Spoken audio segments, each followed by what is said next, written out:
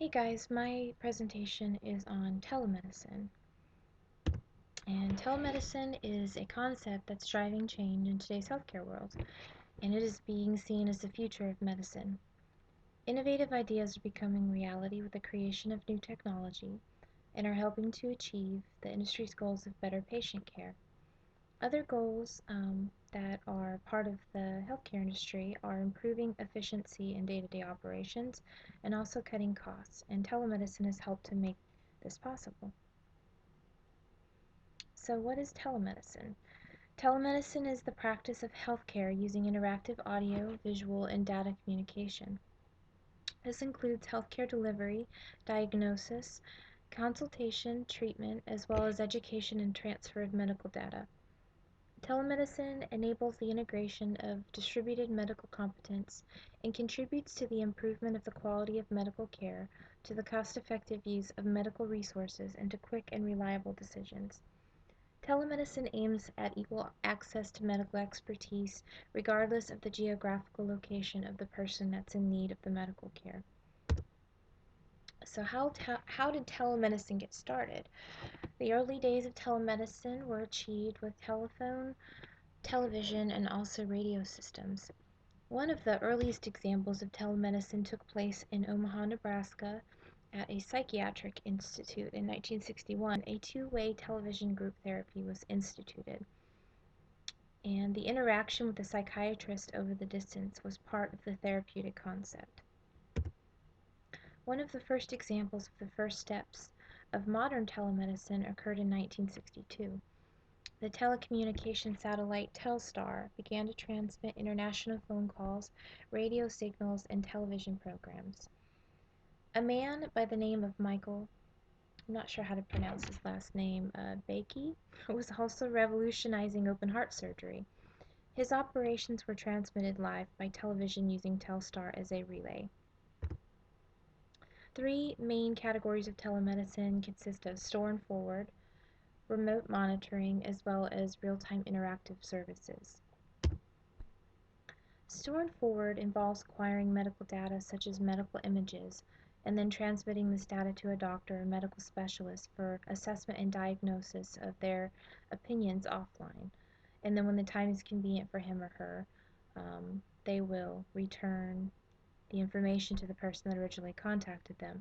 It does not require the presence of both parties at the same time, unlike real-time interactive telemedicine. Common specialties that are conducive to this type of telemedicine consist of dermatology, radiology, and also pathology. And an example of store and forward would be voicemail. The second category, remote monitoring, is also referred to as self-monitoring or self-testing. And remote monitoring enables medical professionals to monitor a patient remotely using various technological devices. This method is primarily used for managing chronic diseases or specific conditions such as heart disease, diabetes, or asthma. These services can provide comparable health outcomes to traditional in-person patient encounters. They can also supply greater satisfaction to patients, and they can also be cost-effective. We're going to talk a little bit about real-time interactive telemedicine, and it provides real-time interactions between patient and provider, include phone conversations, line communication, and home visits. Many activities such as history review, physical examination, psychiatric evaluations, and ophthalmology assessment can be conducted comparably to those done in a traditional face-to-face visit. Unlike straightforward, interactive telemedicine actually requires the presence of all parties at the same time, and an example of this would be a conference call. Out of the three categories in telemedicine, probably the most utilized form currently being used in the healthcare industry is real-time interactive services. And this is mainly because it provides so many benefits. Some of that consists of diagnosis and treatment of patients through the practice of a concept called e-visits, which we'll talk about in a second.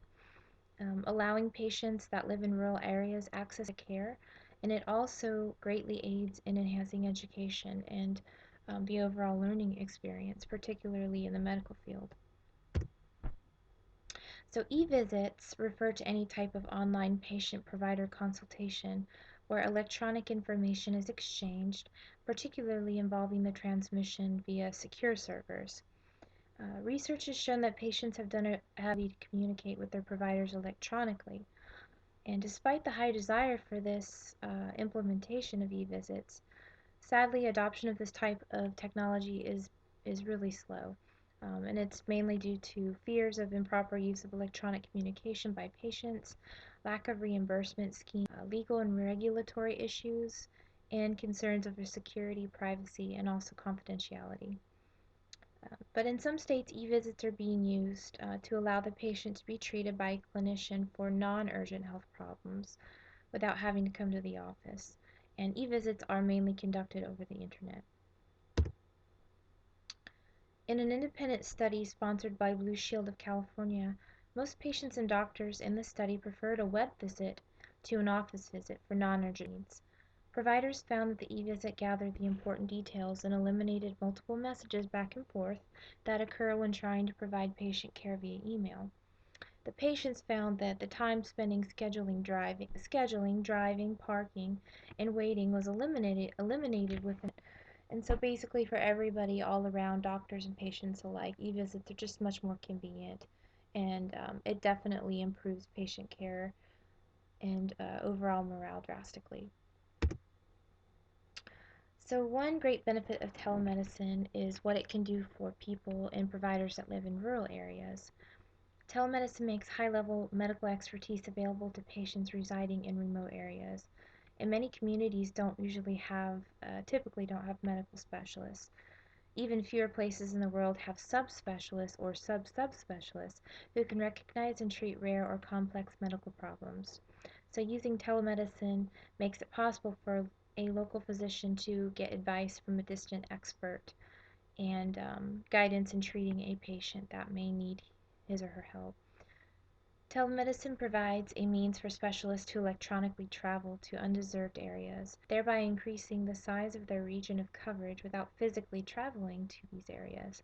This allows them to use their medical capabilities to increase the size of their total market and to compete in areas where they might not have had such a presence. So, as I said earlier, this definitely makes telemedicine cost effective in that way. Telemedicine has greatly changed the face of education and also continuing education and how it is being administered. Basically, this is referred to as distant learning, and it is greatly gaining popularity with each passing year, especially as technology gets better. The use of teleconferencing in medical education has many advantages, including savings in terms of travel costs and time. It gives access to the best educational resources and experience without any limitations of boundaries of distance and time. It encourages two-way interactions and facilitates learning in adults. And perhaps one of the greatest advantages in distance learning is the interactive nature of the lesson, which allows fast bilateral feedback between user and provider. Interactivity leads to more participation, which results in higher levels of cognitive engagement, which in turn leads to more retention of knowledge. Some additional benefits of telemedicine consist of many health providers find that the adoption and the practice of telemedicine is unattractive as it seems just expensive and they just can't justify adopting it. But researchers are finding that early intervention has proved to be less expensive in the long run. So access to specialty care via telemedicine can ultimately result in the overall decreased cost of healthcare. So perhaps the most important added benefit of telemedicine, like I said earlier, is having the benefit of a virtual medical community where physicians they can share ideas and concepts and studies, experiences, and even cases in a real-time manner. Now, there are lots of benefits, but of course there's always going to be downfalls and weaknesses to things that are good. So some of the downfalls of telemedicine that are preventing it from growing and flourishing consists of legal issues, and the main legal issue with this is concerns about practicing medicine across state lines. Um, Many states require physicians to be licensed in the state that the patient is present. So telehealth is just another word for telemedicine. So if you're confused about that. So telehealth is if it's to reach its full potential to improve access to care, cross-state licensure of physicians will be required.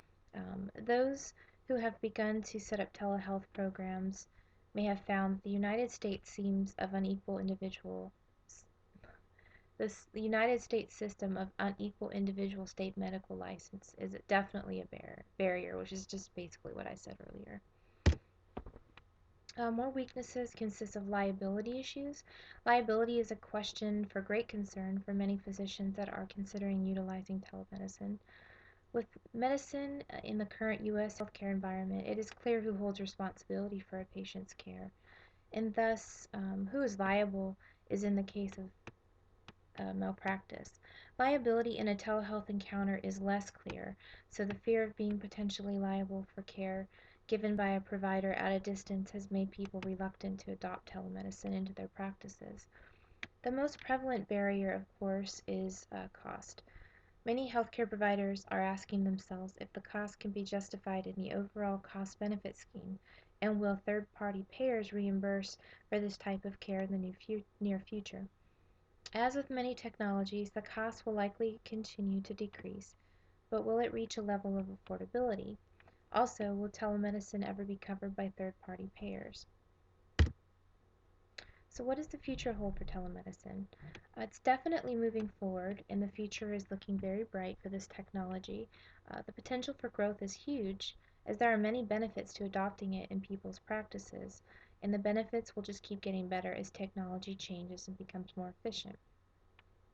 The future of telemedicine appears to be the brightest in the international community, just simply because the demands for the service are the greatest overseas. Not only can physicians treat patients in remote and undeserved regions, but they can also tap into a market of international patients who want access to specialty care in the U.S. without getting on an airplane. The increasing purchasing power of the middle class in countries such as China means that more patients have the means and opportunity to pursue treatment from Western medical centers, and they can and are willing to pay to get the best health care in the world. The use of telemedicine is prevalent and growing as well in the United States, it's just not as fast as overseas. Growth can be seen in the statistics of research done in this realm of study. In the United States, it is estimated that close to 10 million patients receive telehealth services annually, with teleradiology representing the largest service. The market has been estimated from $1 billion to $14 billion. And that is basically it. Here's my works cited pages if you guys have any interest in looking at the information I've provided in the topic of telemedicine. I hope you enjoyed my presentation, and thanks for listening.